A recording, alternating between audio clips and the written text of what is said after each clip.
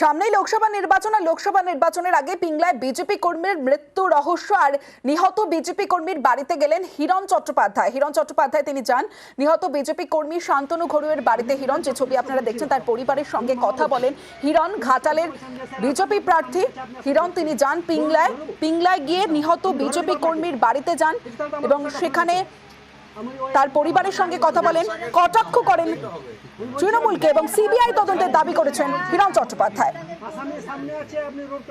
দীপক অধিকারীর দলদাস পুলিশ তারা কালকে এফআইআর নিতেই চাইছিল না, বারবার ওর উপরে চাপ দিচ্ছে যে তুমি বয়ান চেঞ্জ করো, বলো এটা স্ট্রোক হয়েছে। জবাব চাই দীপক অধিকারীর কাছ থেকে। আপনার ওই ভালো মানুষই মুখোশ, যেভাবে আপনি 2014, 2019 জিতেছেন, আপনার মুখোশ খুলে দেবে বাংলার মানুষ। দীপক অধিকারীর বিরুদ্ধে সিবিআই তদন্ত চাইবো। সেই সাংসদের নেতৃত্বে এখানে পুরো খুন হয়েছে। যতদিন না সিবিআই তদন্ত হবে ততদিন আমি ছাড়বো না।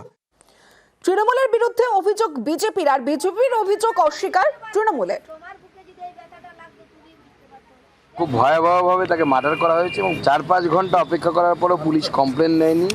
সে কমপ্লেন নিতে বাধ্য হয়েছে। পুলিশ বলছে স্ট্রোক হয়েছে, অথচ গোটা গায়ে সিগারেটের ছেঁকা, হাত গামছা দিয়ে বাঁধা ছিল, পাটা মুচড়ে ভেঙে দিয়েছে। অতএব এই অপদার্থ পুলিশ দিয়ে ভোট করানো যাবে না।